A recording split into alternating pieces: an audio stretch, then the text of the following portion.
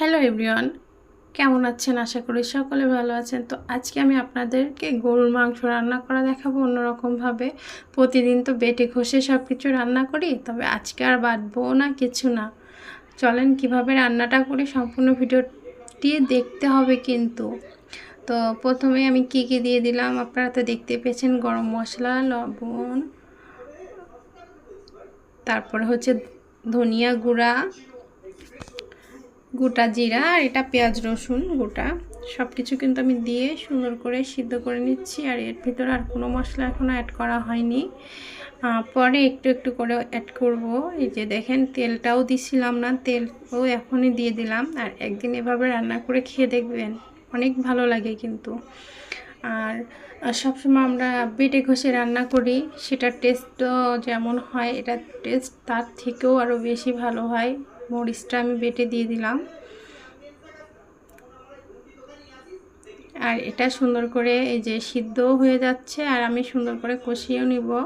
শুধু এখানে আমি জিরা আর আদা এটা বেটে দিলাম, আর মরিচ, আর কিছুই কিন্তু বেটে দেওয়ার নাই। এবার সুন্দর করে কষিয়ে নেবার পালা। আর ভিডিওটি যদি ভালো লাগে অবশ্যই লাইক কমেন্ট শেয়ার করবেন। আর দেখতেই পাচ্ছেন কি বোঝা যাচ্ছে যে এটা যে আস্ত মশলায় রান্না করা, পেঁয়াজ রসুন সবই দেখতেই পেয়েছেন আপনারা যে আমি গোটা গোটা দিয়েছিলাম। আর সুন্দর করে কষিয়ে নেওয়ার পরে সবার শেষে হলুদটা দিবেন। আর এখানে আমি আলু দিয়ে দিলাম।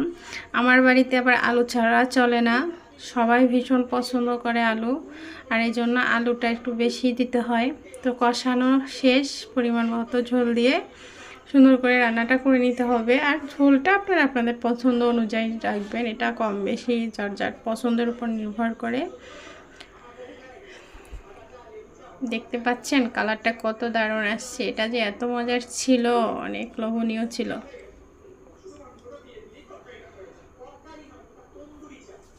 তো বেশি এই যে রান্না প্রায় শেষ, নামানোর 4-5 মিনিট আগে শুধুমাত্র গরম মশলাটা বেটে দিয়ে 2-4 মিনিট ঢাকা দিয়ে রেখে দিলেই কিন্তু রেডি আপনার মজাদার গোটা মশলার গরুর মাংস রান্না।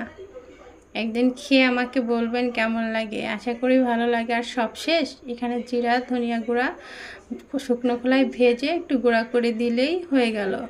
এবার দেখাবো আরেকটা মজার রেসিপি, এটাও আমার ভীষণ প্রিয়। তো প্রথমেই গরম তেলের ভিতর দিয়ে দিব আমি বেশ কিছুটা মরিচ বাটা। ভাবতে পারেন কেন আগে দিয়েছি, এরকম করে রান্নাটা করলে রান্নার কালারটা বেশ ভালো আসে।